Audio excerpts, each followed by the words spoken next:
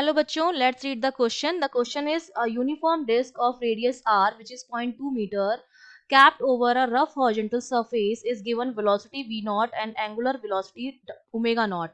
After some time its kinetic energy becomes zero. कुछ time बाद इसकी kinetic energy जो है वो zero हो जाती है. If v naught is 10 meter per second then find omega naught. v naught अगर 10 मीटर पर सेकेंड है तो ओमेगा नॉट की वैल्यू जो है वो हमको कैलकुलेट करनी है.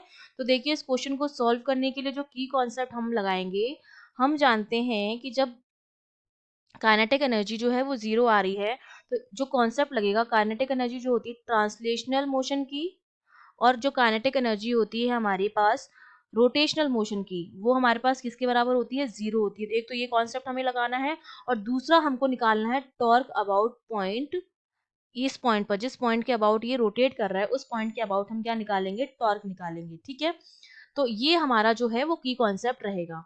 तो देखिए जब आप देख रहे हैं, हमसे कहा जा रहा है कि कुछ टाइम के बाद काइनेटिक एनर्जी जीरो हो जाती है, मतलब ट्रांसलेशन काइनेटिक एनर्जी और रोटेशन जीरो होती है. ट्रांसलेशन कितनी होती है, हाफ mv² होती है, और रोटेशनल कितनी होती है, हाफ आई ओमेगा स्क्वायर, जहां पर आई मोमेंट ऑफ इनर्शिया है और ओमेगा जो है वो एंगुलर वेलोसिटी है, v वेलोसिटी है और m मास है, वो जीरो के बराबर हो गया है.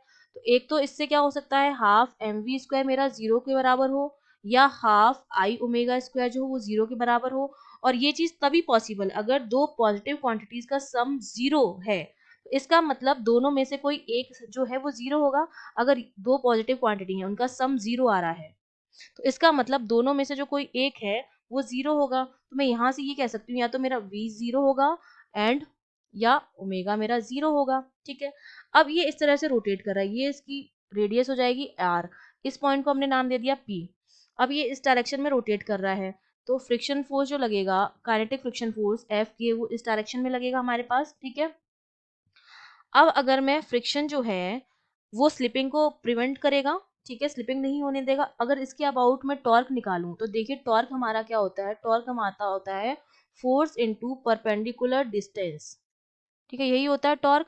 अब जो एफ के अबाउट जो टॉर्क आएगा वो जीरो आएगा, क्योंकि पॉइंट पी के अबाउट जब हम निकाल रहे हैं तो इसका जो ये फोर्स जो है वो इस पॉइंट से पास हो रहा है. ठीक है, जिस पॉइंट के अबाउट मुझे टॉर्क निकालना है, फोर्स उसी पॉइंट को पास कर रहा है, तो इसकी वजह से जो टॉर्क हो जाएगा वो हमारा क्या हो जाएगा, जीरो हो जाएगा. ठीक है, तो अब मैं क्या लगा सकती हूँ, अगर टॉर्क जीरो है इस पॉइंट के अबाउट फ्रिक्शन की वजह से, तो एंगुलर मोमेंटम जो होगा मेरा पॉइंट पी पर वो कंजर्व रहेगा. कंजर्व एंगुलर मोमेंटम, इस पॉइंट पी पर एंगुलर मोमेंटम जो होगा वो कंजर्व रहेगा. ठीक है, तो इसका मतलब एल इनिशियल जो होगा वो एल फाइनल के बराबर होगा. यही होता है कंजर्वेशन ऑफ एंगुलर मोमेंटम, कि जो इनिशियल मोमेंटम होगा वो फाइनल मोमेंटम के बराबर होगा. अब अगर एल फाइनल जो है वो जीरो के बराबर है, ठीक है, तो इसका मतलब, क्योंकि हम जानते हैं कि मैंने कहा था कि v जीरो है और ओमेगा जो है वो क्या है, जीरो है फाइनल केस में. इनिशियल तो ओमेगा नॉट और v नॉट था, फाइनल वाले में हमने मान लिया था कि v जीरो है और ओमेगा जीरो है, तो एल फाइनल जो हो जाएगा वो तो जीरो हो जाएगा क्योंकि फाइनल क्वांटिटी जीरो है.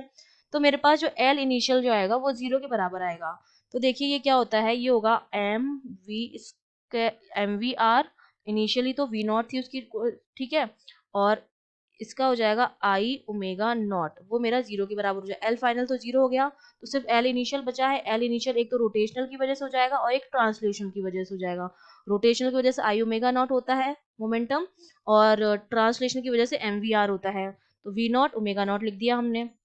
अब हम क्या कर रहे हैं, जो एंटी क्लॉकवाइज डायरेक्शन जो रोटेशन है उसको मैं पॉजिटिव ले रही हूँ.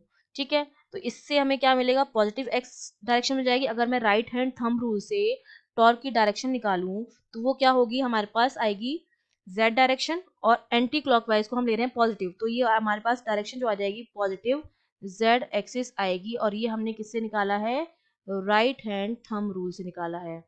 जब हम अपनी फिंगर्स को कर्ल करेंगे फोर्स की डायरेक्शन में, तो जो थंब की डायरेक्शन होती है वो हमें दिखाती है टॉर्क की डायरेक्शन को. राइट हैंड थंब रूल से हमने ये निकाला है और हमने एंटी क्लॉकवाइज को पॉजिटिव मान लिया है. ठीक है, तो ये आ जाएगी positive x axis.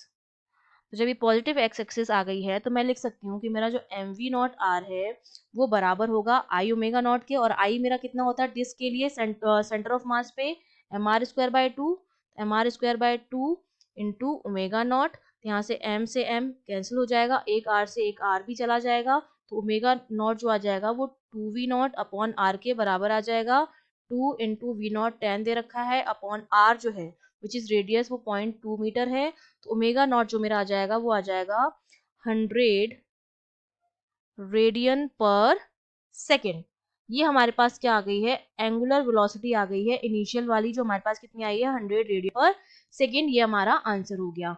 I hope you understood well. All the best.